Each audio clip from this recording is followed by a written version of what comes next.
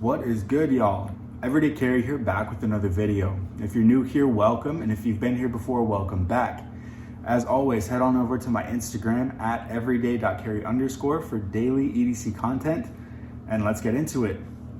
Today, what I want to talk about is something that I just got in from Olight, and that is the Baton 3 Pro Max. And let's get an overhead view and get a deep dive into this flashlight. All right, so what you get in the box, and I will say, Olight has really been impressing me ever since I've gotten into them a couple years ago about their packaging. I've always related Olight to like the Apple of flashlights, in the same way that Olight and Apple have very similar, really good unboxing experiences. So the first thing when you open the box, you're gonna see this README. They're gonna go over the Olight insulation film, charging, and that they ship with a lockout. So on top of that, you get a nice little felt pouch. I don't really use these. These kind of just sit in the box for as long as I have the box. And so there's that. As well as you get a little L bracket to hold your Olight. Just simply take it off and you have that. You also get the flashlight itself. This is the Baton 3 Pro Max. This is a magnesium version in the Desert Tan. And when I got my first Olight, it was the i3T EOS, and I got it in Desert Tan. And this is the Desert Tan that I was anticipating it was going to be. And then it showed up and it was kind of a bronze, really darker brown sort of finish. And I wasn't disappointed, but it wasn't what I was expecting. When I think Desert Tan from Olight, especially when they have their product photos, this is the Desert Tan that I always thought it was. Again, I'm not upset about it, but I am happy that they finally have this specific Desert Tan. And this, as opposed to, actually have another Desert Tan Olight right here, and you can see that it's more of a bronze. But on this is the Baton 3 Pro, it's a little bit slightly glossy. And it's not glossy, but it just is over the edge of the satin finish and more of a glossy finish, which I love the Baton 3. Absolutely love it. But I like the slightly duller tone on the Pro Max. And if we look at the clips here, you see that there is a big change in the clip.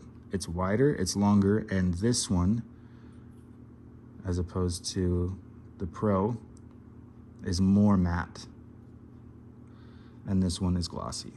I like that. Again, not a huge difference. It doesn't affect performance at all, but it is a nice subtlety to look at. I'll set that right there. You do also have a warning and a user manual. And just to go over some specs of the Baton 3 Pro Max very quickly. Again, I'm going to leave this here. If you want to read any of this, feel free to pause.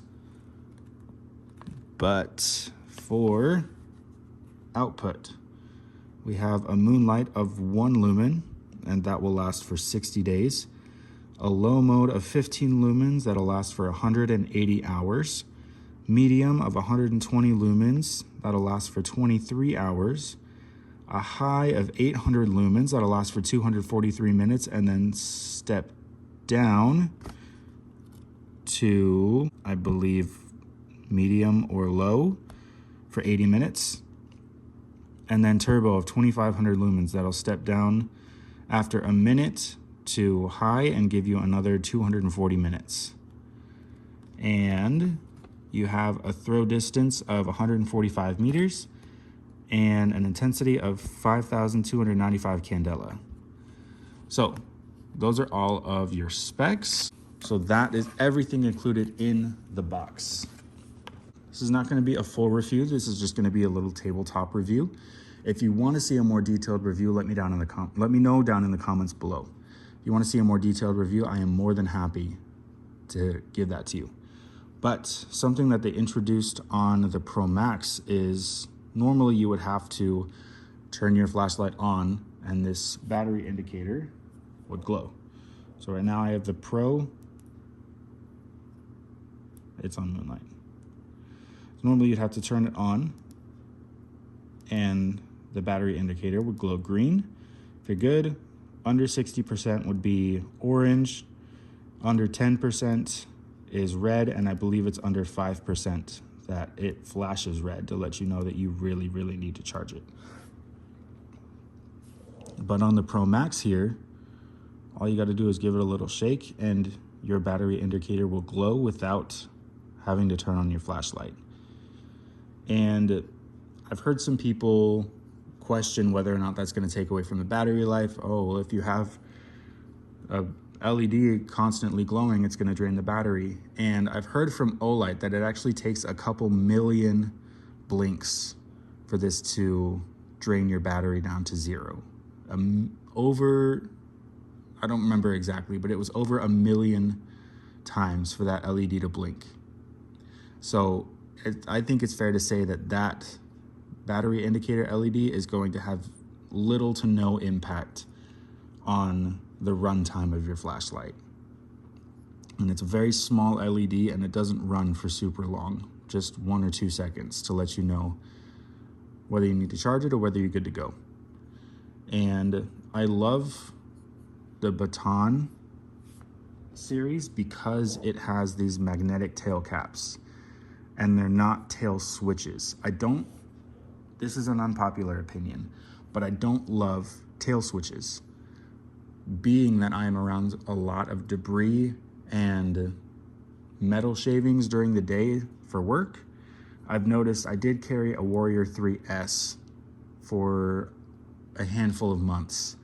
And I noticed as time went on, being that it was a tail switch, that just a couple of metal shavings would get caught in that ring around the tail switch. And it got a little bit gritty. And I've heard some people even saying that it completely disabled being able to use the tail switch because so much got into that crevice that it would no longer depress. So from that point on, I've been carrying the Baton 3 Pro for a while, and then recently just upgraded to the Pro Max. And again, just a little tiny test here. There you have your Moonlight of 1 lumen. We'll step it up here to low of 15 lumens. Your medium, I believe it's at 120. You have your high of 800 lumens, and if you double press, you have your turbo of 2500 lumens.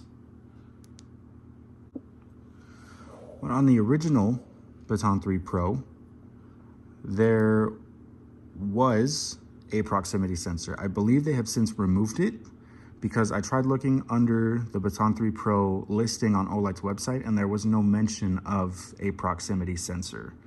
I believe just there were way too many issues of people having issues with their sensors and it bugging out, wigging out, and everything like that. Because when I got my Baton 3 Pro, I realized there is no step down. So there's no proximity sensor in my version of the Baton 3 Pro. In the Pro Max, there is a proximity sensor. I don't believe it's anywhere visible, but what Olight has done with the Baton 3 Pro Max is they have given you the option to either temporarily disable the sensor or to permanently disable the Baton 3 Pro Max proximity sensor. And I have mine permanently disabled. I'm not a huge fan of proximity sensors, but how it would work is in turbo, once it would step down past the proximity sensor and it would trigger the sensor and step down, you could double click to bring back turbo, and for the remainder of the time that you have the light on, it would have the sensor disabled. Now, to permanently disable the proximity sensor, you would have it on while it was charging. So while you would have the magnetic charger on and plugged in, you would simply throw the flashlight into lockout mode. And just simply, while your light is charging, throwing it in lockout, so pressing and holding past the moonlight and getting the red lockout light, that would permanently disable your proximity sensor. Now, if you wanted to bring it back on, do the same thing. Plug it in, make sure it's charging, and lock out your light. That would bring the proximity sensor back on. And that's really as simple as it is. And I think that is genius. For those that want the sensor and those that don't want the sensor, you don't have to offer multiple lights. You have the same flashlight that just has the option to disable the sensor. I love that because I don't love sensors. For the most part, I don't use the lights in my house. Rarely ever. In the mornings, I throw my light on a moonlight as I'm navigating my room around my wife and my baby. As soon as I step out of the room, I throw this into low or medium to navigate through the rest of the house until I get out to my car.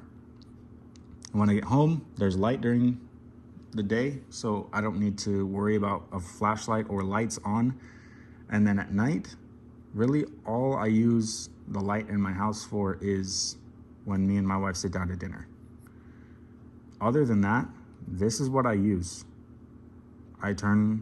Personally, I turn the lights on once, maybe twice during the day. Other than that, when we're walking up the stairs, when we're going to bed, this is what I use to navigate.